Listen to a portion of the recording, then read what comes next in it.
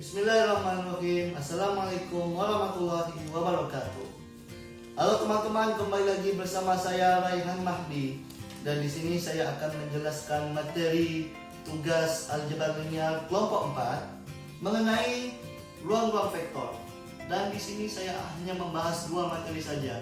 Yang pertama materi subruang dan yang kedua kebebasan linear. Pengen tahu penjelasan dari materinya? Langsung saja kita bahas pembahasannya berikut ini. Materi pertama yang akan saya jelaskan adalah subruang terlebih dahulu.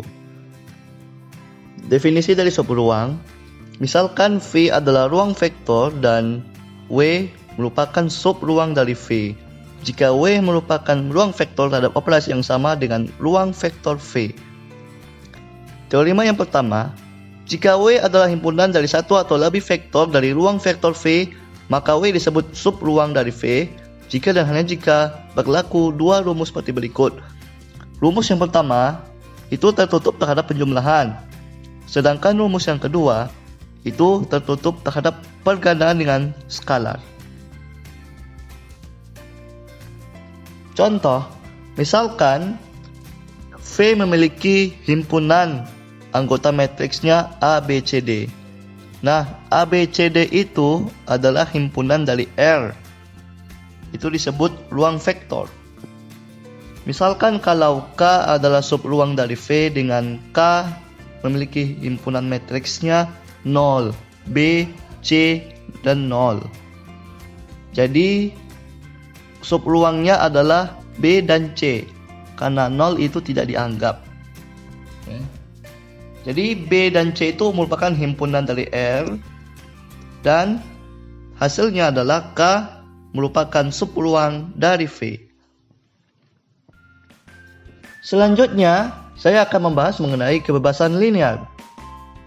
Definisinya, jika S memiliki anggota vektor 1, vektor 2, hingga vektor R adalah himpunan vektor tak kosong, maka persamaan vektor K1 vektor 1 ditambah K2 vektor 2 hingga seterusnya ditambah sampai KR vektor R sama dengan 0 mempunyai setidaknya satu penyelesaian, yaitu K1 sama dengan K2 sama dengan seterusnya hingga KR sama dengan 0.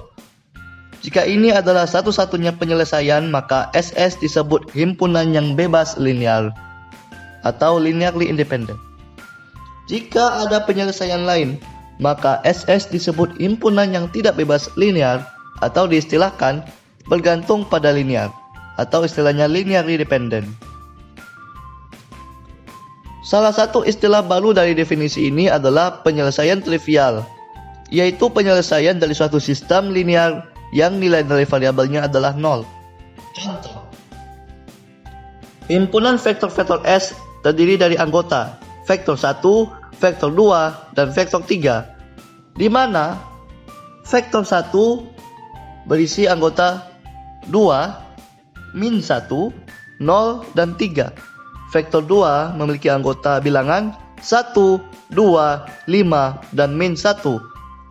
Sedangkan vektor 3 memiliki anggota bilangan 7, min 1, 5, dan 8. Adalah himpunan tak bebas linear. Karena 3, vektor 1 ditambah vektor 2 ditambah vektor 3 sama dengan 0. Jadi, kalau di hasilnya 0, vektor 0 ya, berarti itu disebut penyelesaian trivial.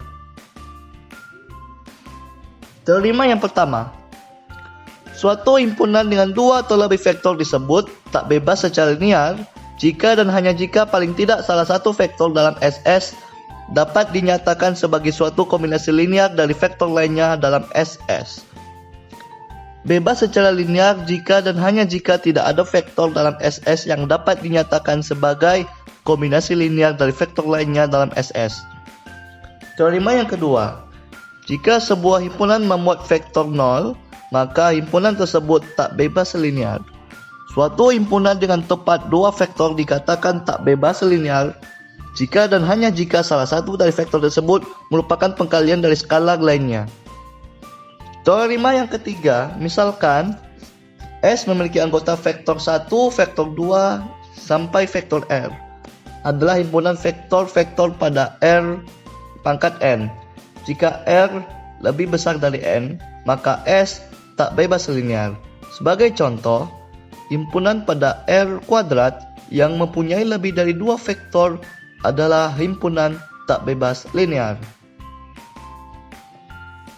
Demikianlah tadi penjelasan materi presentasi online mengenai subruang dan juga kebebasan linear. Semoga dapat menambah ilmu dan wawasan kepada kawan-kawan semua. Mohon maaf jika ada salah-salah kata. Terima kasih atas perhatiannya kawan-kawan. Saya tutup. Wabillahi taufiq wal hidayah. Wassalamualaikum warahmatullahi wabarakatuh.